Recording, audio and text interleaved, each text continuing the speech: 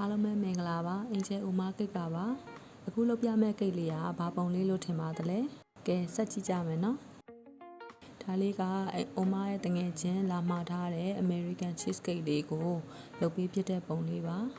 ပုံလေးကတော့အိုမားတစ်ခါမှမလုပ်ဘူးတဲ့ပုံလေးပေါ့နော်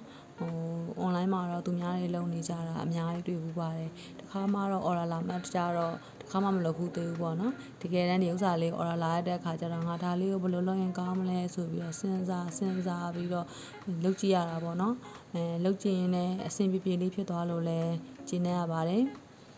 အခုဟာလေးကကိတ်ဘေးကိုအချောသက်ဟိုမှာတငယ်ချင်းကသူ့ရဲ့မမေမွေးနေ့အတွက်နှစ်တိုင်းမှာနေကြကိတ်လေးပါဒီကိတ်လေးက American cheesecake လေးကိုလုပ်ထားတာပါဘာပုံလေးဖြစ်မလဲဆိုတာရေးလေးတော့ပေါ်လာတော့ပါပြီဟုတ်ပါတယ်ကြောက်ပြင်ပုံလေးပေါ့နော်ကြောက်ပြင်ပေါ်မှာတနခါတုံးလေးနဲ့အဲ့လိုပုံလေးကိုလာအပ်ထားတာပါကြောက်ပြင်ဆိုတော့ဥမာလည်းပထမဘယ်လိုလုပ်ရင်ကောင်းမလဲပေါ့နော်စဉ်းစားခရင်နေနေကြီးပဲအလဲမှာကြောက်ပြင်အဲ့လိုမျိုးလေးလုပ်ဖို့အတွက်ကြတော့ခရင်ကြီးပဲဆိုလို့ရှိရင်အပေါ်ကနေပြီးတော့တနခါတုံးလေးတင်လိုက်တဲ့အခါမှာခရင်ကဣကြသွားမလားပေါ့နော်အဲ့ဒါနဲ့ဥမာလည်းကျုပ်ကိတ်ကလေးကိုအလွှာအပားလေးတစ်လွှာခံလိုက်ပါတယ်အလွှာပါးလေးတစ်လွှာခံလိုက်တဲ့အခါကျတော့နည်းနည်းလေးအီမီခရင်နေရွယ်မဟုတ်တဲ့ဟာမျိုးကြတော့အရင်အီမကြတော့ဘူးပေါ့နော်ဒါလေးကကြောက်ပြင်ဘေးနားလေးမှာသူပြထားတဲ့ပုံလေးကအတိုင်းပေါ့နော်ဘေးနားကိုလိုင်းရစ်လေးတွေဖော်ပေးတာပါကဲဒီလေးကဘလို့နေလဲကြောက်ပြင်နဲ့တူရလားအခုကတနခါးတွေထည့်မယ်ပေါ့နော်သူကတနခါးသွေးပြီးတော့တနခါးလေးတွေရှိနေတဲ့ပုံမျိုးလေးဖြစ်နေတာဆိုတော့topping cream လေးကိုအရေးကျဲလေးနဲ့တနခါးအယောင်မျိုးလေးအယောင်ဆက်ပြီးတော့လိုက်ထည့်လိုက်တယ်ပေါ့နော်ထည့်ပြီးတော့ကြောက်ပြင်ပေါ်မှာတနခါးသွေးထားလို့တနခါးလေးတွေရှိနေတဲ့ပုံစံမျိုးလေးပေါ့ဒါလေးကဘာလို့ထင်ပါလဲဟုတ်ပါတယ်ဒါလေးကတနခါးတော့မှာဒီတနခါတော့အိုမားဘယ်လိုလုပ်ရင်ကောင်းလဲဆိုရင်စဉ်းစားသေးတယ်ခရင်ကြီးပဲလုပ်မယ်ဆိုလို့ရှိရင်လည်းဒီလောက်ဒူးတဲ့ကြီးနဲ့ခရင်လုပ်ဖို့အတွက်ကအသိအဆင်မပြေဘူးလို့ထင်လို့ပေါ့နော်အဲ့ဒါနဲ့အိုမား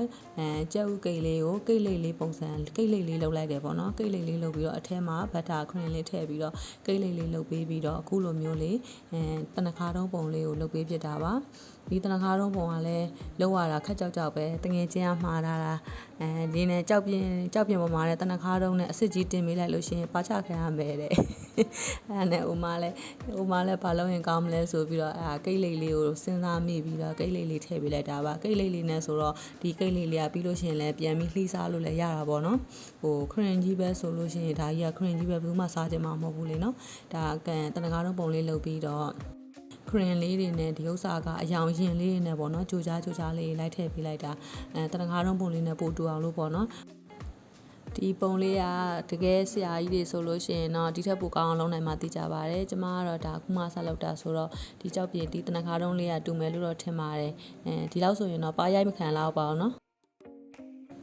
စားတာပါကျမတို့တငယ်ချင်းတွေကဒီလိုမျိုးပဲတယောက်နဲ့တယောက်ဟင်းကြည်ပြော့တက်လို့ပါ